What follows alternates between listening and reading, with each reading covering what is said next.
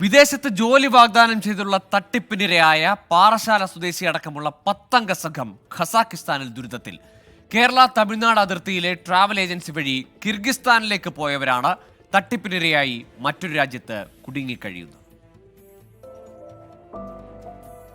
എന്റെ മോനെ എനിക്ക് കിട്ടിയാൽ മാത്രം മതി. എനിക്ക് വേറൊന്നും ചെയ്യണ്ട. എന്റെ മക്കളെ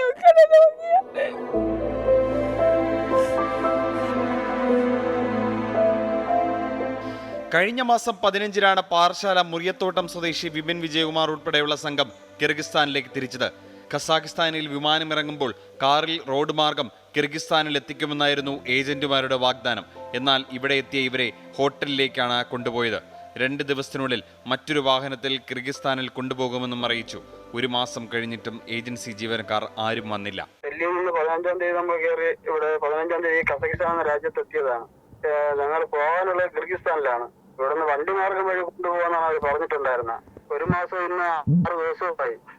അപ്പൊ ഇവിടുത്തെ ഈ റൂമിന്റെ ഓണർ വന്നിട്ട് നമ്മുടെ പേരിൽ ഇവിടെ കേസ് രജിസ്റ്റർ ചെയ്തിട്ടുണ്ട്. ഇത്രയും നാളായി ഇവിടെ വന്നിട്ട് ഇത്രയും ദിവസമായി, 1 മാസത്തിന് മേളിലായി. എന്നിട്ടും ഇയാൾ ഫോണേ എടുക്കുന്നില്ല. നമ്മളെ ഫോൺ അറ്റൻഡ് ചെയ്യില്ല ആരുടെയും.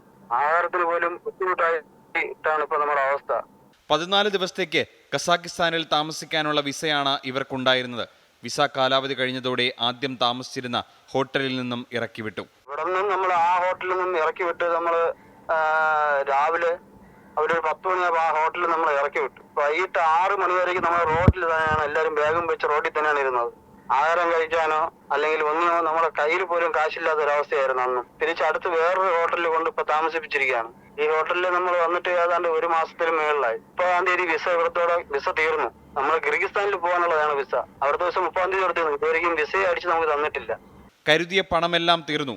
ഭക്ഷണത്തിന് വീട്ടുകാരാണ് പണം അയച്ചു കൊടുക്കുന്നത്. ഭക്ഷണം കഴിക്കാനുള്ള പൈസ ഇല്ല.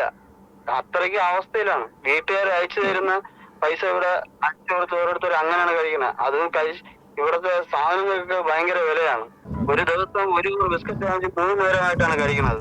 കിർഗിസ്ഥാനിലെ കൺസ്ട്രക്ഷൻ കമ്പനിയിൽ മാസം 50,000 രൂപ ശമ്പളവും ഓവർ ടൈം ജോലിയും ലഭിക്കുമെന്നായിരുന്നു വാഗ്ദാനം.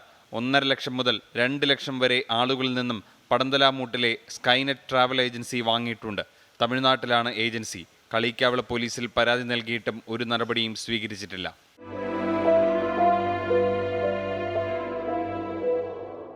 ഇത്രയും കഷ്ടപ്പെട്ട് ഞാൻ കൂലിപ്പടിയതാണ്. എന്റെ മോനിന്ന് ഞാൻ 2000 രൂപ അയച്ചു കൊടുത്തിട്ടുണ്ട്.